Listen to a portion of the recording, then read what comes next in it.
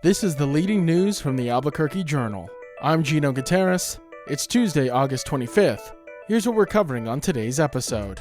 The New Mexico Supreme Court has intervened in the construction of the state's largest data center project. With more on what that means, I'm now joined by the Journal's Southern New Mexico correspondent, Algernon Damasa. Algernon, thank you so much for joining me. Hey, Gino, how are you doing? Algernon, I'm doing pretty good. Probably better than those who are in charge of the construction of this data center project after they heard the news from the New Mexico Supreme Court. What can you tell us about exactly what the court did and why this is stopping the construction? Yeah, I think it's fair to say Project Jupiter's developers had a tough Monday. So on Sunday night, the state Supreme Court dropped two orders pertaining to petitions that had been filed by nonprofit organizations that are challenging air quality permits for the massive data center under construction in Santa Teresa. So the first of these took up a challenge to the hearing process itself. The builder is planning to build a microgrid power generation facility on site, and this would require natural gas and emit quite a lot of greenhouse gas emissions. So the process leading up to the hearing, which was to have begun in September, has been fraught with motions and challenges to how the pre-hearing schedule for motions and technical evidence and all of this is handled.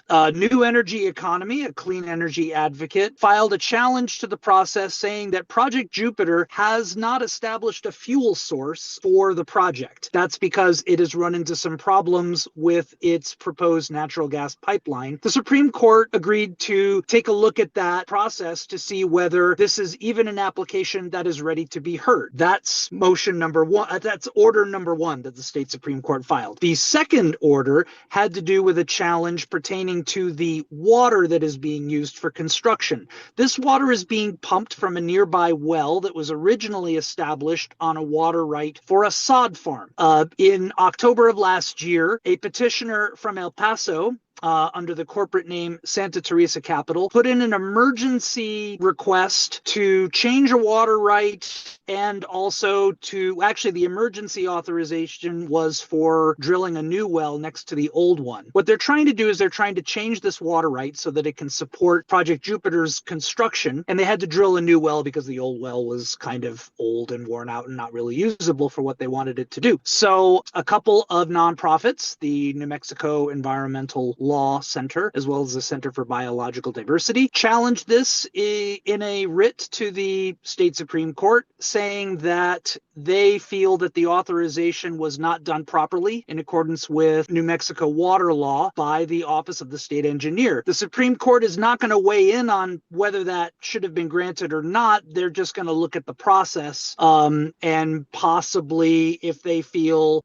it's necessary, to call the regular public hearing and public comment period that would be required under the process. And Algernon, I want to touch on a word that you used a couple times in that answer right there, and that was process. Ever since Project Jupiter became known to the public, the process about which this data center came to be has been a point of contention with the public because it hasn't always been the most transparent, and it's seemingly moved very quickly. That's correct.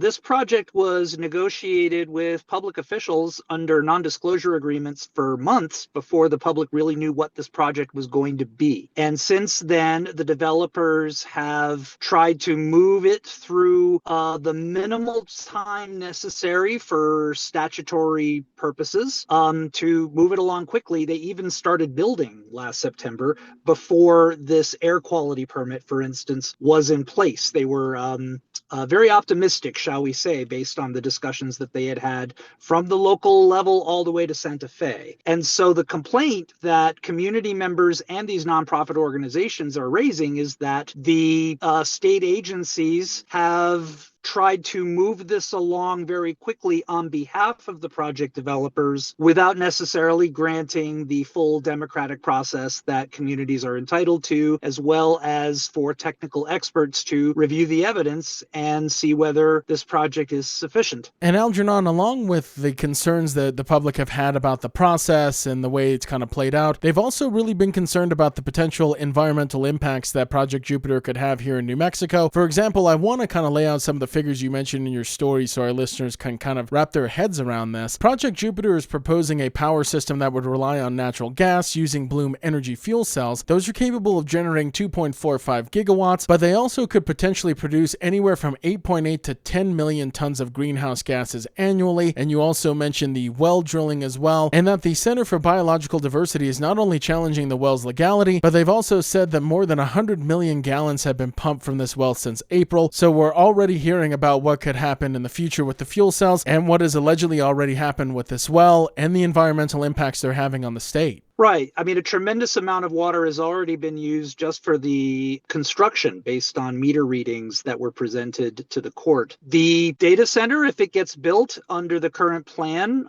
being powered by natural gas, burning methane to fuel this fuel cell technology that is being developed by Bloom Energy, would be the single largest source of air pollution in the state of New Mexico. It's hard to overstate how big this is and also what the potential emissions and water usage is. Now, the developers say that they're going to build a closed loop cooling system for this massive complex of data centers that will not require constant refilling of the cooling system. And then they say that the office complex is just going to use what would be typically used at an office complex. And so, they're assuring the public that the water use will actually be minimal in comparison to the project size. But so far, given the complaints about transparency, as well as just the rush nature of the process, there hasn't been a whole lot of public trust in what the developers are presenting. And that's where I think the state Supreme Court decided to go ahead and take a review on its own as a branch of government that has been not involved in any of the negotiations. And Algernon, while I'm sure this announcement from the New Mexico Supreme Court was welcome news to the opponents of the project, have we heard anything from Oracle or OpenAI, who will be major tenants of Project Jupiter, about this decision? Right. OpenAI never talks about this project, but Oracle does quite a bit now as sort of the lead developer behind this. And Oracle responded with some statements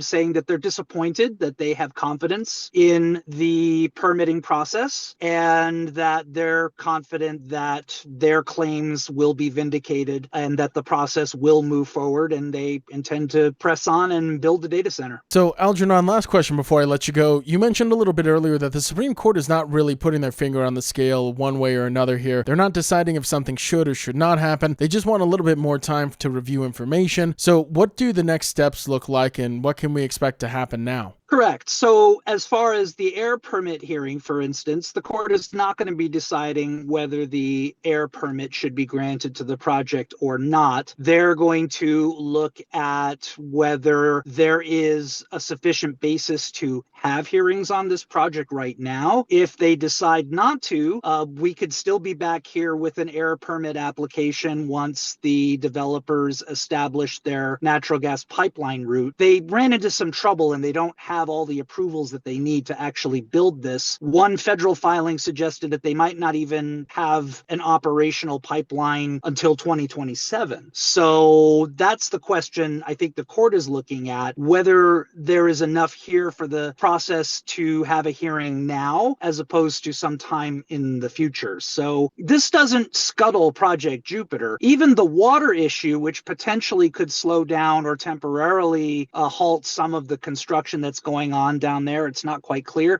For now, the Supreme Court has just put a pause on their use of this water well, but there's still water that they've pumped and have stored on site. I'm not yet clear on how much water they have on site to sustain the construction operations, but the Supreme Court is just stepping in to make sure that the laws are followed as opposed to trying to decide what the outcome should be. So it should be interesting to see what develops next as the New Mexico Supreme Court hands out these two orders, and how they will affect the future of Project Jupiter. Journal Southern New Mexico correspondent Algernon Damasa with the latest. Thanks, Algernon. Anytime, Gino.